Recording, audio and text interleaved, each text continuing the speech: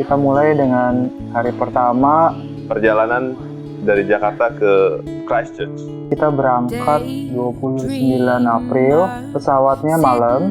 Jadi gue bawa anak namanya Aruna, umurnya 16 bulan, dalam perjalanan New Zealand. Kita harus transit dulu waktu itu di Sydney.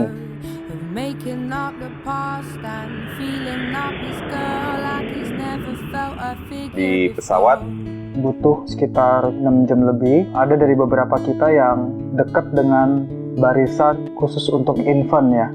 Alhasil kita nggak bisa tidur karena ada beberapa anak-anak yang selama perjalanan itu nangis.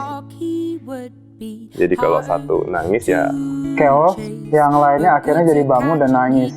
yang lain bersabar lah gitu. Tipsnya adalah kalau lo pergi sama baby, Yang durasinya memang panjang, nggak usah bawa surprise toys karena kalau di airline gede tuh dikasih kayak pensil warna atau buku gambar. better bawa headset sendiri kali ya.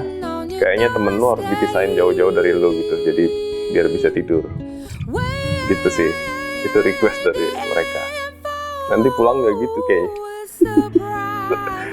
Terus dari Sydney kita lanjut lagi ke Christchurch, kurang lebih sekitar 5,5 jam. Nyampe di airport seneng banget. Kita jam 1, jam 2 ya. Ini karena baru pertama kali bawa anak, perjalanannya lumayan capek ya. Pas nyampe airport seneng banget. Aruna juga seneng. Imigrasi lumayan deg-degan sih. Tadinya gue pikir ada yang beda dengan bandara-bandara internasional di negara lain. Ternyata tidak serumit yang kita bayangkan. Lolos-lolos aja semuanya. Jadi biasa aja sih. Dan siang itu kita disambut. Keluar dari airport dengan udara dingin. Total perjalanan kita dari Jakarta menuju Christchurch itu kurang lebih 12 jam. Gue rasa itu aja kesan pertama dari Jakarta ke Christchurch.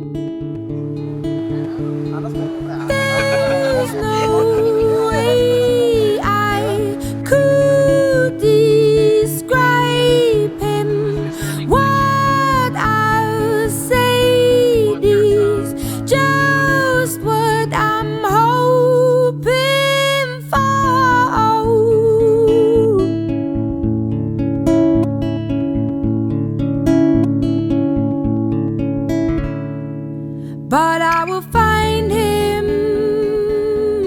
sitting on my doorstep, waiting for a surprise. And he will feel like he's been there for hours, and I can tell that he'll for life, and I can tell that he'll be there for life.